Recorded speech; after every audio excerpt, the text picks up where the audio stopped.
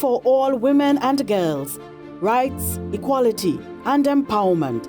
International Women's Day 2025.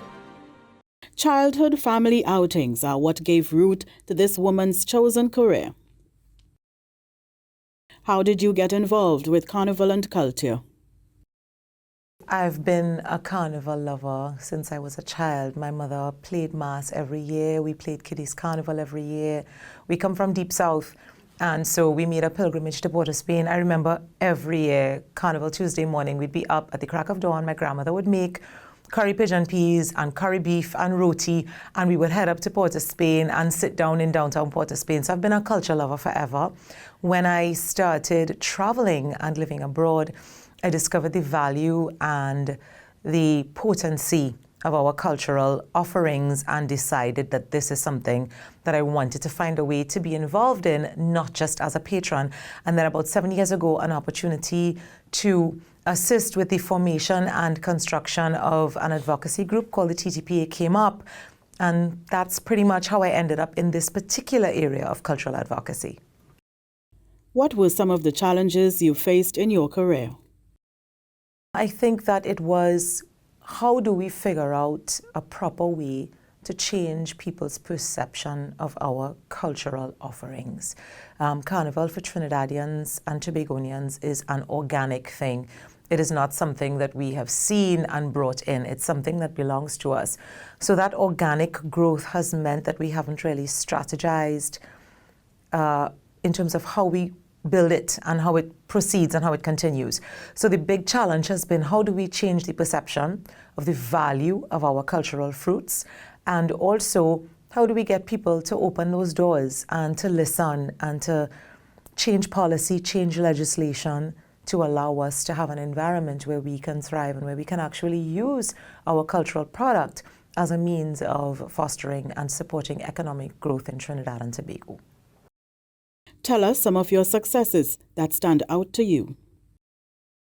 I think that the event industry and the cultural industry has come a long way over the last few years, and certainly, many years this work has been happening.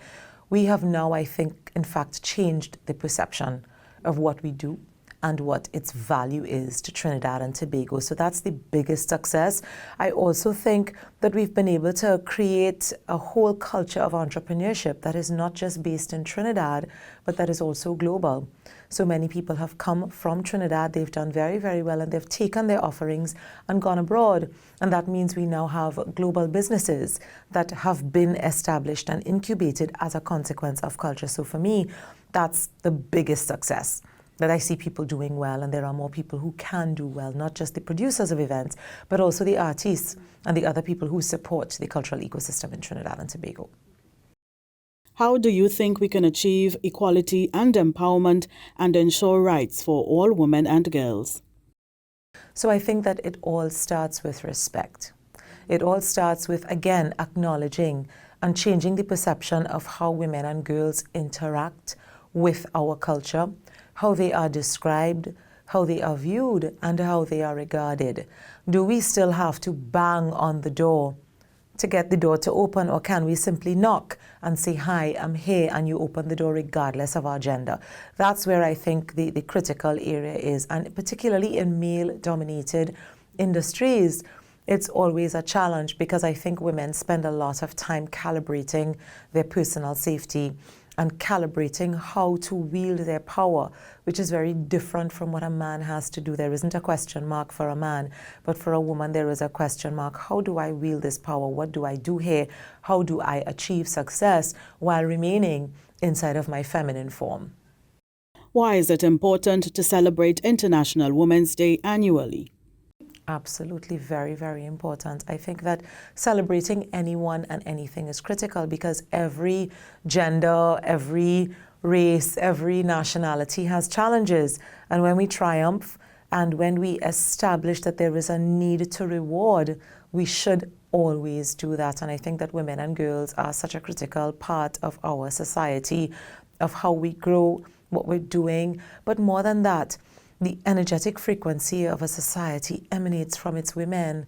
We are the ones who carry everything. When you look at all of the videos that you see in society of the carnivals, of the parties, it's the women who really give you the vibe and the energy. So we have to celebrate that, acknowledge it, and put a stamp on our contribution. It's very important for us to acknowledge ourselves. For all women and girls, rights, equality, and empowerment, the Office of the Parliament celebrates International Women's Day 2025.